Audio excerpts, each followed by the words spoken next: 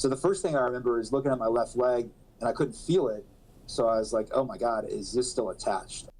That's what Major Eric Speedy Gonzalez thought as he was trapped in his F-16 last June at Dayton International Airport with Tech Sergeant Ken Cordova. I just remember telling him, hey man, the crash rescue guys will be here soon.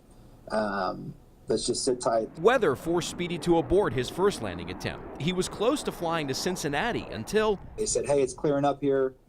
So I was like, oh, okay, well, if that's the case, then I'll come back in for one more approach. But the rain and wind picked up again suddenly. I got a little fast on final there and just landed a little bit long, and then started hydroplaning and couldn't really get the airplane stopped. I watched him come down, and I watched him touch down, and then I just heard a noise, and I turned back and looked, and that's when I saw that the aircraft was upside down in the grass. And I immediately ran over to Major Smith, who was in a car nearby. So I just stepped on the gas, drove around to see what was really happening. Smith and Bolding were recently awarded Air Force Commendation Medals for their roles in the rescue. I think I set an Olympic record getting out to the jet. First, they had to disarm the ejection seats. If that ejection seat goes off at that point, not only am I instantly killed, but everyone around me is either killed or very badly hurt, because that's a rocket motor.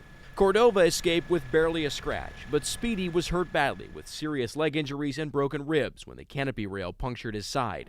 Doctors at Miami Valley thought he was fine after surgery, but then my wife was there, we were talking, and all of a sudden I just started crashing. Blood pressure dropped, white as a ghost. Speedy's jagged, broken ribs punctured his diaphragm, filling his chest with blood. That's when the awesome doctors and surgeons out there at Miami Valley told me, they said, hey, we need to go in. You're bleeding internally.